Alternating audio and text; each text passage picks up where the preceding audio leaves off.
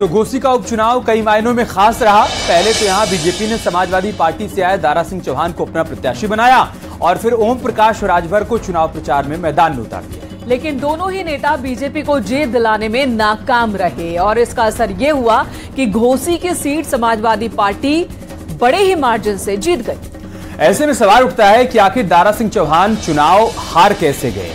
तो आपको बता दें कि बार बार दल बदलकर वो जिस तरीके से अलग अलग पार्टियों में जा रहे थे, कह सकते हैं कि उन्हें उसकी सजा मिली। दारा सिंह चौहान इस बार जनता का भरोसा नहीं जीत पाए। घोसी सीट पर मुस्लिम वोटों का भी ध्रुवीकरण हुआ, जिसकी वजह से भी दारा सिंह चौहान की हार सुनिश्चित हुई।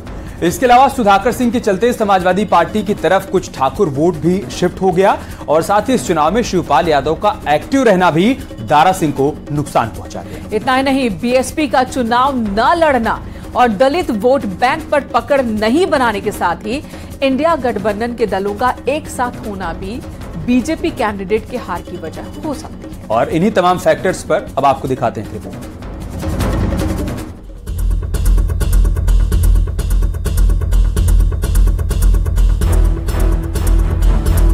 घोसी का विधानसभा उपचुनाव जिसमें बागियों का बोलबाला था, लेकिन परिणाम कुछ ऐसे आए कि दारा सिंह और ओम प्रकाश राजभर की नैया नदी किनारे गोते खाने लगी। चाहे बीजेपी के सहयोगी ओम प्रकाश राजभर हो या फिर संजय निषाद या फिर समाजवादी पार्टी का दामन छोड़ बीजेपी में शामिल हुए दारा सिंह चौहान, जो अपनी सीट भी बचा नहीं सके क्योंकि जातीय समीकरण के लिहाज से दावा जीत का किया जा रहा था। लेकिन अब रिजल्ट सामने आए तो दावे धरे के धरे रह गए। घोसी का रण जीतना बीजेपी से ज्यादा समाजवादी पार्टी के लिए जरूरी था, क्योंकि यहाँ बगावत करने वालों को सबक सिखाना मकसद था और इसमें सपा कुछ हद तक कामयाब भी हो गई और इसी कामयाबी के साथ साख भी बचा ली गई। उन ठगों के खिलाफ लड़ रही थी जो जनता को ठगने का काम करते हैं, लोकतंत्र को ठगने का काम करते हैं, पार्टियों को ठगने का काम कर रही थी। उस व्यक्ति पियर का चाचा के खिलाफ लड़ रही थी जो स्वयं अंतर्राष्ट्रीय नेता अपने 2 बच्चों के साथ आकर यहाँ की जनता को ललकार रहा था, यहाँ की धरती को रौंद रहा था और अहंकार और झूठ में जिस भाषा का इस्तेमाल कर रहा था, उस भाषा के लिए घोसी उनको कभी माफ नहीं करेगी। दल बदलू नेता को अपने वोट की ताकत दिखा दी है। योगी सरकार में 4 साल वन मंत्री रहने के बाद 2022 की विधानसभा चुनाव से पहले दारा सिंह चौहान ने बीजेपी छोड़ सपा ज्वाइन कर ली थी, जिसके बाद सपा से दारा सिंह चौहान विधायक बने और फिर 1 साल का वनवास काटने के बाद दारा सिंह चौहान ने सपा छोड़ दोबारा बीजेपी ज्वाइन कर ली, जिसके बाद उन्हें इस्तीफा दिलाया गया और फिर उनके इस्तीफे से खाली हुई घोसी सीट पर दोबारा उन्हें बीजेपी ने अपना प्रत्याशी बनाया। लेकिन इस बार घोसी की जनता ने ये दिखा दिया कि उसकी पसंद दल बदलू नेता नहीं है। घोसी विधानसभा उपचुनाव में दारा सिंह चौहान का राजनीतिक भविष्य भी अब दांव पर लग गया है। चर्चा थी कि वो चुनाव से पहले मंत्री बनाए जाएंगे, लेकिन ऐसा नहीं हुआ। फिर बात चुनाव जीत के बाद मंत्री बनाने की उठी, लेकिन अब वो चुनाव हार चुके हैं और यहीं से दारा सिंह चौहान का राजनीतिक भविष्य अधर में फंस सकता है। ओम प्रकाश जी को डींग हाँकने की आदत है और वो क्या बोल रहे हैं क्या नहीं बोल रहे हैं उनको भी पता नहीं रहता। जैसे नौटंकी में जोकर होता है, राजनीति में जोकर की भूमिका में हमेशा ओम प्रकाश जी आते हैं। वो खुद हंसते हैं और जनता को हंसाने के लिए इस प्रकार की अनाप शनाप बयानबाजी करते रहते हैं। समाजवादी पार्टी उसको बहुत गंभीरता से नहीं लेती है। घोसी के रण में ओम प्रकाश राजभर चुनाव प्रचार में सबसे आगे थे। चुनाव से 1 महीने पहले ही मऊ में डेरा जमा चुके थे, लेकिन उनकी प्लानिंग। अब यहाँ ये भी समझना जरूरी है कि घोसी में हार से ओम प्रकाश राजभर का क्या नुकसान होने वाला है।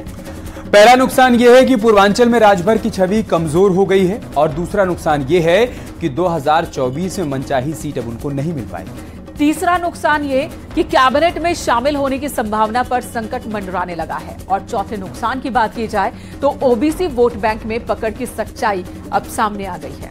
और पांचवा नुकसान ये कि एसबीएसपी के बागी नेताओं की वजह से राजभर वोट बढ़ चुके हैं। ये मैसेज भी सीधे तौर पर निकलकर सामने आया है। आज आप सबके माध्यम से पूछना चाहता हूं कि इस परिणाम के बाद, इस जनादेश के बाद क्या वो ईवीएम पर प्रश्न खड़ा करेंगे, क्या वो सरकारी मिशनरी, संवैधानिक संस्थाओं, इलेक्शन कमीशन पर प्रश्न खड़ा करेंगे। मैं जो भी ये परिणाम आया, हम लोग एक राजनीतिक दल के नाते आपस में बातचीत करके इस परिणाम की समीक्षा करेंगे। हम उसका स्वागत करते हैं और एक बात जरूर कहूंगा कि ईवीएम विपक्ष जब हारता है तो ईवीएम का दोष देता है। अब तो ये प्रमाण हो गया कि ईवीएम सही है और एनडीए की सरकार में निष्पक्ष चुना हुआ ये प्रमाण विपक्ष खुद दे रहा है। लगातार आप जमे रहे वहाँ पर और जिस तरह से नतीजे आ रहे हैं उसमें समाजवादी पार्टी आगे आप कर रहे थे। देखिए, जो कमी रह गई है उसको हम लोग अध्ययन करके उस कमी को दूर करने का प्रयास करके आगे 24 की लड़ाई मजबूती से लड़ेंगे। देखिए, इसके जवाब तो सब आपके सामने है, लेकिन मैं अपनी जिम्मेदारी लेता हूं। मैं 43 गांव में निषाद है और उसमें मैंने 40 गांव में जीत दर्ज कराई, 80% वोट पाए और 3 गांव में हारे भी हैं, तो एक नेता की वजह से। नहीं, कुछ नहीं है सर, केंद्र का चुनाव है, राष्ट्रवाद और देश के विकास और देश की समृद्धता और उसको एक ताकत के साथ रखने का चुनाव है और मोदी के नेतृत्व में 39 पार्टियों ने इकट्ठा हुए हैं और इस राष्ट्र को फिर से विश्व गुरु बनाना है, फिर से अर्थव्यवस्था में तीसरे नंबर पर लाना है, फिर कल्याण, गरीब कल्याण योजनाएं नीचे लाना,